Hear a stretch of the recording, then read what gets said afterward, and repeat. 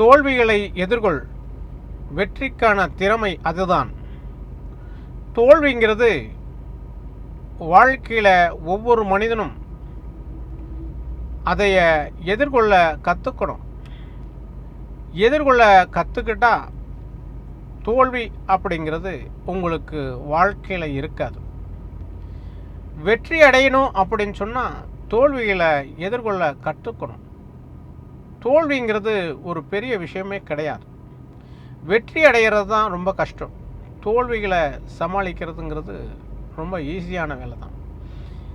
அதாவது நீங்கள் எப்பொழுதுமே சிந்தனையோடு செயல்பட வேணும். சிந்தனையோடு செயல்படும்போது வாழ்க்கையில் தோல்வி எப்படி வந்தது அப்படிங்கிறது நிச்சயமாக உங்களுக்கு தெரியும்.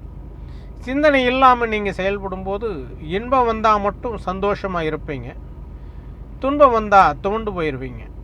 அதனால் சிந்தனையோடு நீங்கள் செயல்பட்டீங்கன்னா இன்பத்தையும் துன்பத்தையும், இன்பம் இப்படி வந்தது, துன்பம் இப்படி வந்தது அப்படிங்கன்னு தெரிஞ்சுக்கக்கூடிய சக்தி உங்களுக்குள்ள பிறக்குங்கிறத உண்மை.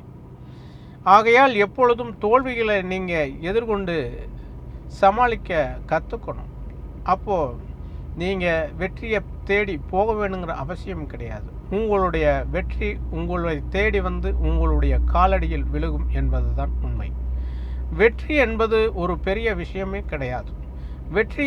வெற்றிக்காக நீங்கள் ரொம்ப சிரமப்பட வேண்டிய விஷயமும் கிடையாது.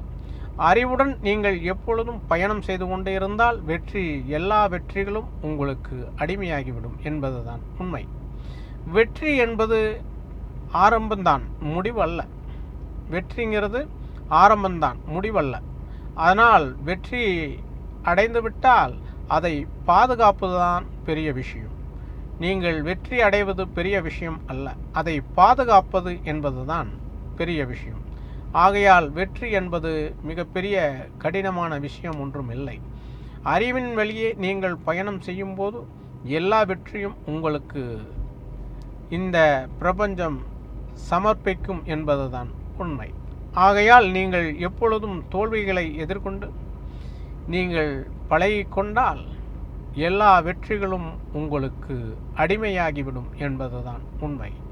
நன்றி.